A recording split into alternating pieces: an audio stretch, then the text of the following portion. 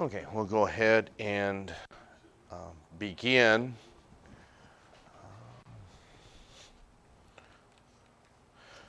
So, give me a location on a specific location on where you would have a gland that secretes a hormone.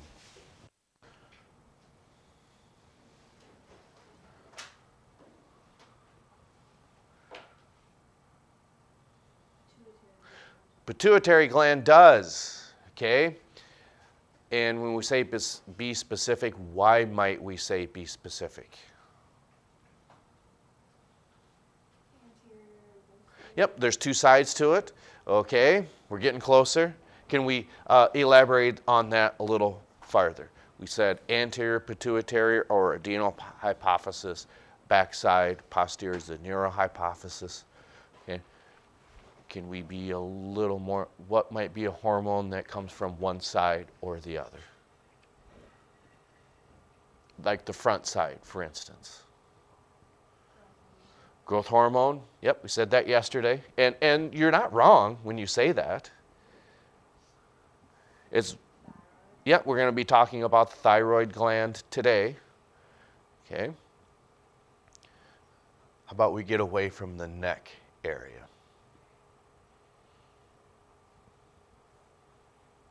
Okay. Think a little down, further down in, I suppose you could say the middle and lower portion of the abdominal cavity.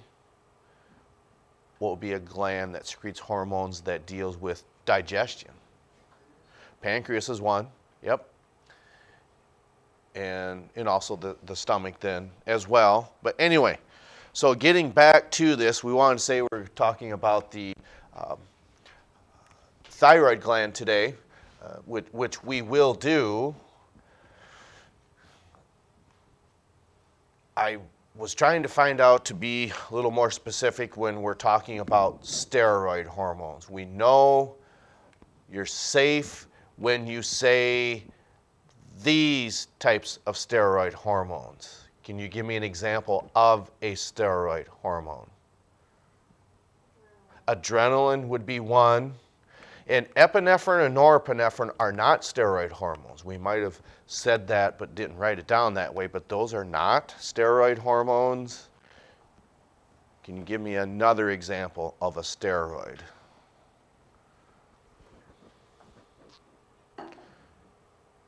It's what separates men and women.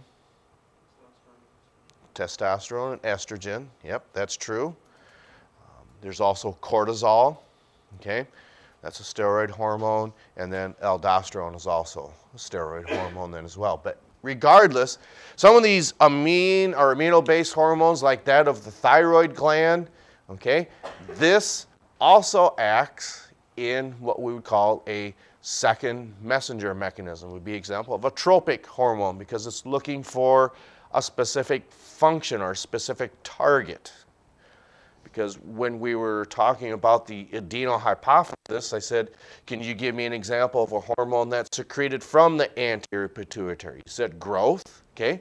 That's certainly one that's secreted from the front side, growth hormone. But then also TSH, or thyroid stimulating hormone, does then as well. So since that is coming from the anterior side of the pituitary gland, that is the first message. Then this thyroid stimulating hormone is circulating through the blood, and no surprise, it's looking for this. That is the second.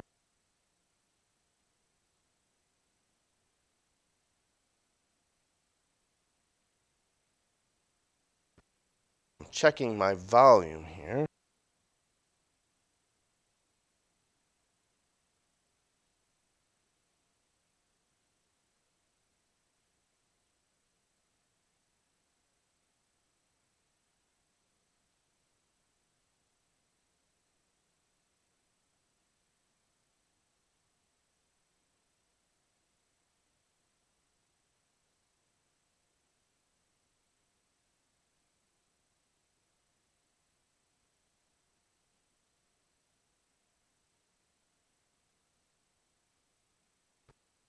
There we go. Now we got volume again. My batteries were need to be replaced.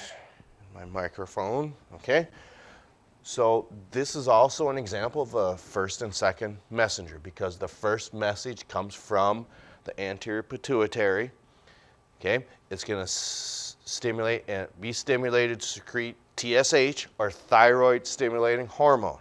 Then that is a tropic hormone because it's looking for a specific target, and that is the cells of the thyroid gland. Because when we look at that, okay, here are some of its functions right here. And it's actually thyroxine. That is the name of the hormone that comes from that of the thyroid gland. There's actually two of them. When we talk about thyroxine, it's actually called T3, I believe. And because on that ring structure, there's 3 iodine atoms. And then when we look at, or is it 4? Because one of them is T3 and another one is T4. Let me just double check that quick. Oh, thyroxine is actually T4. And then you also have triiodothyronine, okay? And there's some complex biochemistry that comes with that. But obviously, if we're talking about T4, there's actually 4 iodine atoms on there as opposed to 3. Now, I believe they have very similar functions, but if this gland is not functioning correctly, if it's not getting that second message to secrete thyroxine, okay, is someone going to possibly look sluggish and not have a whole lot of energy, according to what you're reading here? What would you be led to believe? Is it going to have an effect on that individual? Because some hormones can be out of balance, and it's something that we can actually deal with. But with this one, does this have a major effect on the body? I see someone nodding their head, yes. So if this is not functioning correctly, how could you tell by, I'm not saying looking at someone, but probably talking to them and observing, maybe at the end of the day say, gosh, I just don't have any energy. Why might that be with what we see up here on the board? What's not happening correctly or the way that it should?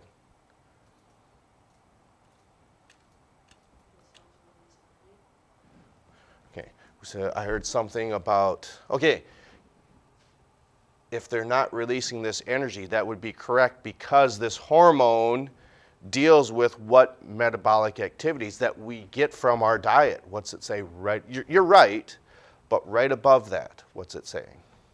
What type of metabolism? I think it says that. Your sugars, lipids, and proteins. Okay, it's not always just pepsin that breaks down proteins. There's other hormones that can do that, and maybe the biochemistry of this is saying the pepsin and the thyroxine work together at how quickly these get broke down, okay?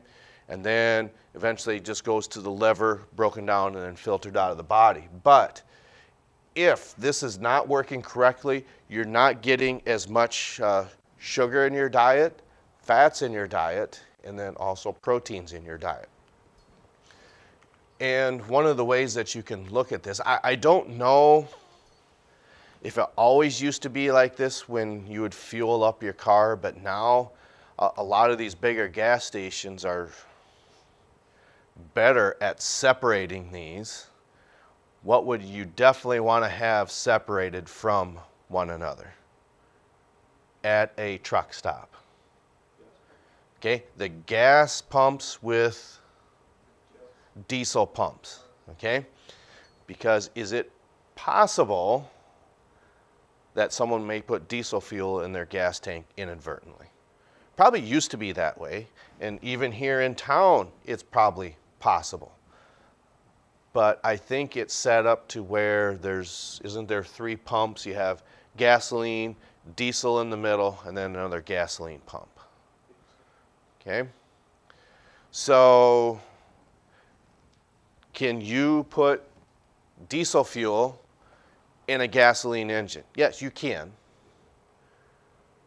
but it's probably not going to run very well. Okay? Then can you put gasoline in a diesel engine? You probably could, but I would hope that you get that drained out of there before you start running that cycling through there. Because, okay, the reason we say that, which one gives you a bigger bang or a bigger explosion, combustion or explosion? Gasoline or diesel? Which one's more volatile? Let's put it that way. It's actually gasoline. You don't want to put gas in a diesel engine, okay? And I believe that would be correct. Don't experiment on that. But sometimes it has happened where you put diesel in a gasoline engine. It still will run, just not very efficiently. Okay. So moving forward then. So we include this, the parathyroid glands, with that of the thyroid. Does anyone want to possibly, I don't know why you would know this, but why would we, not because of the name, but why would we include this with the thyroid gland? Just think about that for a moment.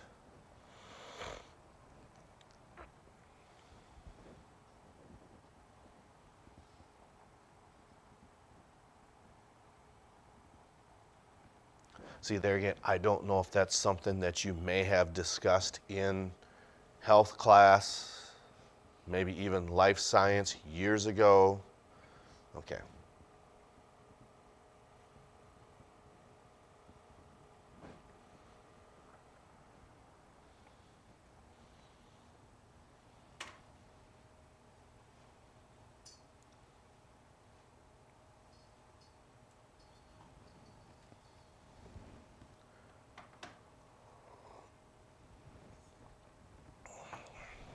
Okay.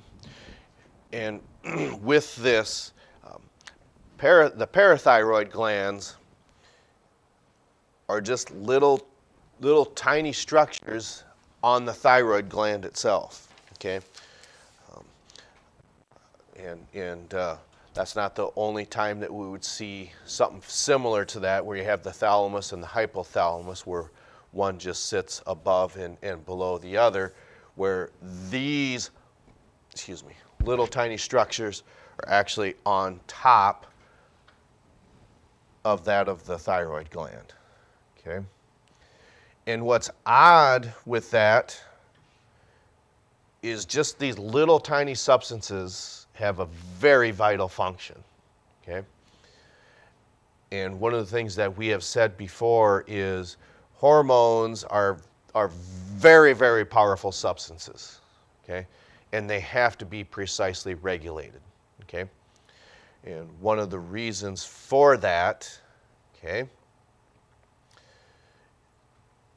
when we had talked about the flight or fight response from last chapter, what was that in reference to? You're in a time of stress, you're in a time of trying to escape or save yourself from, could be any type of life-altering ordeal. Your body is going to naturally secrete something.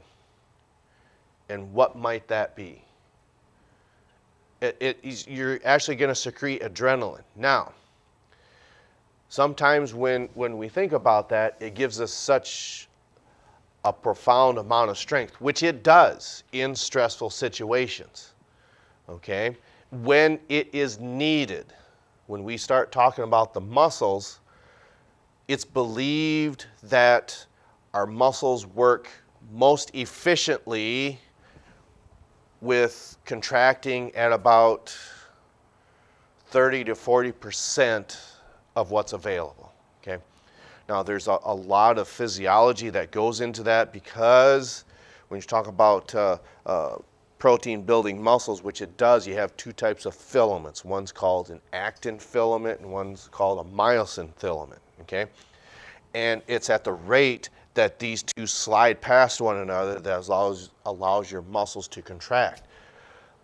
The problem with that is if you have all of that force being exerted and contracted in all of your joints,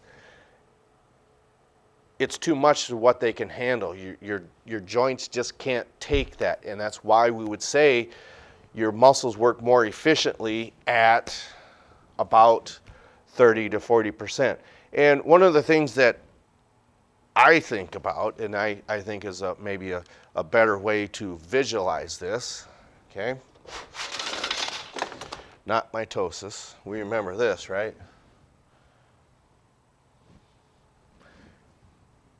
Remember cattle, right? We like it. And that's no bull. Yeah. Yeah. Yeah. No bull. Okay, anyway. All right. Move on. You people, you can smile, okay? You did. Did you break your face? No. Tanner, did you break your face? No, I'm just tired. Oh, okay. See, are you breaking your face? No. You're not contracting with too much power. Okay. Should we just pick on the guys in here?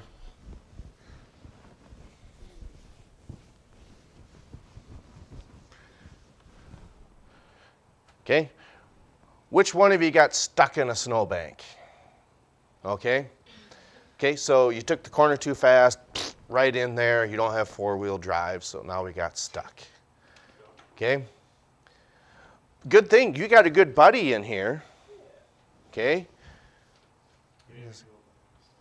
Okay. So ideally, it would be best if you had a tow rope to pull someone out, but we're going to say you got a chain. Okay. Okay.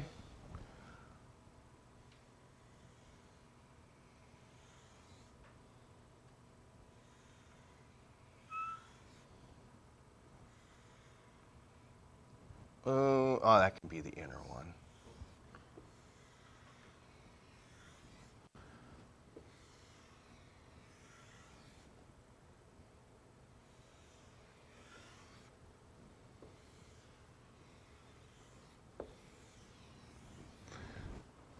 Okay.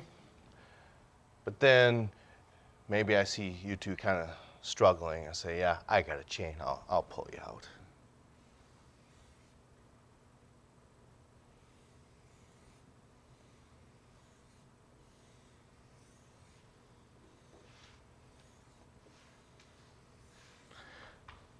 These are supposed to be links in a chain. That's what I'm trying to illustrate.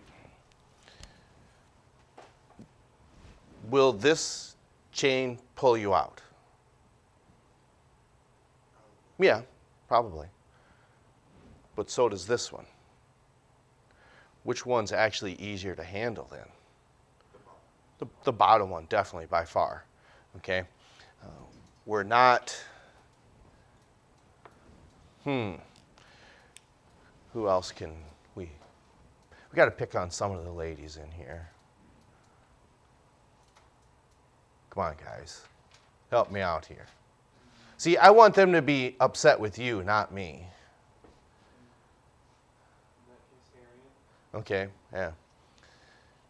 You're not trying to dock the battleship USS Arian. I mean, we don't need chains that are, let's say, 3 inches in diameter. Okay, that would work. You can pull each other out with a chain that's probably about 3 inches in diameter. I mean, it'll get the job done. But in my case, though this isn't 3 inches, but I'll just grab a 3/8 inch chain. Does the same thing. It's much, much easier to work. Okay, so your muscles work much more efficiently at about 30%. It doesn't mean that these two don't work. It's just it is so much more taxing on the body to have it contract with that much force. It does, but your elbows, your shoulders, your hip is a pretty stable joint. Definitely knees, those can't handle that much stress, okay? I mean, at a certain point, yes, you can get yourself out of a stressful situation, but there's going to be, what I want to say, a cause and effect there, and the effect is probably not going to be good because you just can't consciously control with that, or flex with that much control, okay? Because again, the body just can't handle that. Okay, so we're up to about 20 minutes, and I think for our practical purposes, we're back on schedule. We'll talk about the adrenal glands tomorrow, okay? The last thing I had just mentioned, but I didn't quite finish what I wanted to talk about, and that was this parathyroid hormone. That is what actually controls your blood calcium levels. It's going to increase it like it says. Now again, these hormones are very precisely regulated. So if you have a type of hormone that's going to increase this level, then there's going to be another type of hormone that's going to counteract that, okay? So can you give me an example of one? There's 4 total hormones. You got 2 that increase something and then 2 that counteract that. Can you give me an example of one of those that we have talked about this semester? There's 4 hormones that these 2 counteract one another, and then there's another set that counteracts one another. Cholestyramine is one, and gastrin is another, okay? Because one increases gastric motility, the other one decreases it, okay? Then there's another one that we spent a little bit of time on, kind of like with these links in a chain. Okay, glycogen is the substance that gets broke down by glucagon, okay? And then it's actually insulin that builds that back up again. So you have all these hormones that counteract one another, and then this is no different. Because if you have this actually increasing your blood calcium level, you're going to want to have something that actually counteracts that. And we'll talk about that tomorrow. That's actually called calcitonin. So we'll maybe try to work on this a little. I don't know if you can see that because I'm standing in the dark, I think. It's a type of table that we had made to kind of categorize these hormones. And of course, the best way to break them down, you have steroid hormones and then non-steroid. So which one do you think will have more, the steroid hormone side or the non-steroid? It doesn't diminish which one is more important than the other. No, that's not what we're getting at. But what do you suppose is more, steroid hormones or non-steroid hormones? Yeah, definitely the non-steroid hormones, because some of them are mineral corticoids, some of them are, we don't really want to include gonadotropins because those are your testosterones, your androgens, or estrogens.